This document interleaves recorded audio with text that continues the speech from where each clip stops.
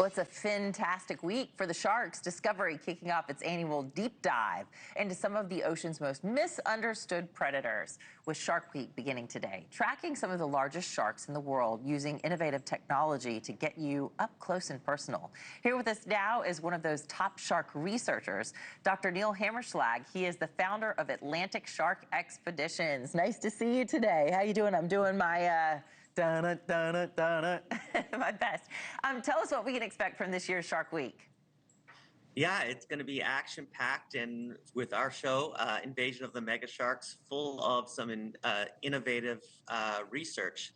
We're going to be chasing after what certainly the biggest great white shark I've ever seen, pushing 20 feet. And part of your mission and part of your story, really, you're trying to track down one of the largest predators in the North Atlantic. What's that journey been like for you? I mean, it's it's a lofty goal for sure, but it's amazing to be with a great team out in the ocean and trying to, not only do something and generate incredible data that will help support and conserve these misunderstood species, but Yes. being able to share that journey with the world through our Shark Week show. I mean, and so how much has Shark Week really transformed the way Americans or the world really views sharks in general? You know, the intro that we had for you, most misunderstood predators. So tell us why they're so misunderstood and what don't we get? Well, I think, most people think they're just like these, man-hungry, stupid, just eating machines. And that's not anything close to the truth.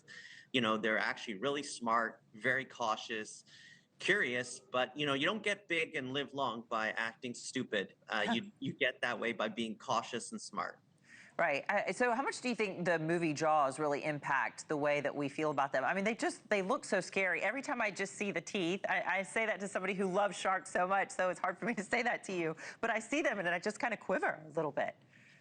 Well, you know what? Like, they're amazing. And one of the things that I think I'm in love with them about is those teeth. I mean, they are big predators. They can they can be dangerous. They can cause harm, but they choose not to. I think that's what's amazing. Like, if you compare them to like dogs or cats or bees, like, they really want to have nothing to do with people. Yeah. They're much more tolerant of humans than many other animals, and they're smart and they're social and they're curious. Well, lately we've been hearing of more shark sightings. Here in New York, for example, Queens Rockaway Beach has reported 16 sightings this month. California also seeing an increase in shark sightings as baby white sharks have been heading north. So is it a signal of anything when sharks are seen close to the shore? What do we need to know? Well, I generally think it's a good sign because I think that means there's a healthy ecosystem. Historically, sharks have been overfished and have been declining. So when you see shark numbers increase, I think it points to, and potentially their recovery of overfished numbers, but also a healthy ecosystem, meaning there's more food out there from proper fisheries management, more food for the sharks, which is bringing them there. And in general, for us, I don't think we should fear going out to the beach. We shouldn't fear being in the water because sharks were not on the menu and they generally don't have anything to do with people. I just think we need to be more smart about using the water and think about, how we coexist in a way that's going to be safe for the sharks and safe for people. All right, well, I want to get your reaction because there's a Florida shark biologist. I'm not sure if you've seen this video or not, but she's just broken the Guinness Book of World Records for most tattoos. She's got them everywhere, right? From her head to her toes, basically. So my question for you is, who's the bigger shark fan, you or her? Obviously me, Duh. because like I don't just tattoo it. I live, breathe, sleep, and work sharks. It is both my job and my passion. Yeah, all right. And I named my kids after sharks, so beat that. Oh, yes, you did. What are their names?